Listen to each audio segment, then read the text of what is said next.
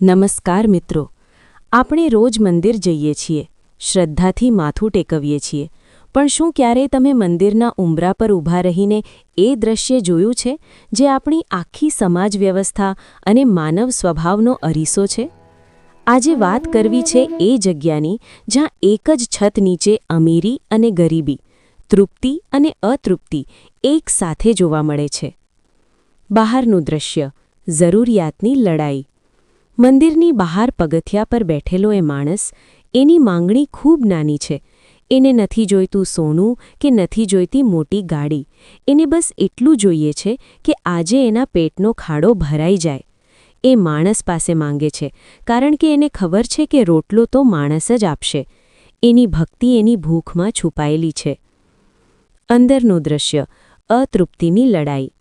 હવે ઉંબરો ઓળંગીને અંદર જઈએ. અહીં એ લોકો છે જેમની પાસે બધું જ છે, છતાં એમના હાથ પણ ફેલાયેલા છે. પણ આશ્ચર્યની વાત એ છે કે જેની પાસે બધું છે એ વધારે માંગે છે. કોઈને ધંધામાં બરકત જોઈએ છે, કોઈને હરીફથી આગળ વધવું છે. બહાર બેઠેલો માણસ ભૂખ સંતોષવા માંગે છે અને અંદર બેઠેલો માણસ ભૂખ વધારવા માંગે છે. આધ્યાત્મિક દ્રષ્ટિકોણ. શું ભગવાને ક્યારેય એવું કહ્યું છે કે મને સોનાના છત્ર ચઢાવો તો જ હું આશીર્વાદ આપીશ?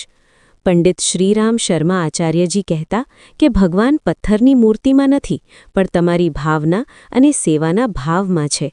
જો આપણે મંદિરની અંદર જઈને લાખોનું દાન કરીએ અને બહાર બેઠેલા ભૂખ્યાને ધૂતકારીએ, તો શું એ પૂજા સ્વીકાર્ય થશે?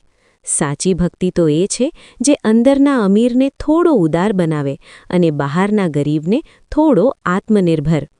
મિત્રો, મંદિર ગજબની જગ્યા છે એ વાત સાચી, પણ એ આપણને શીખવે છે કે અંતે તો આપણે બધા યાચક જ છીએ.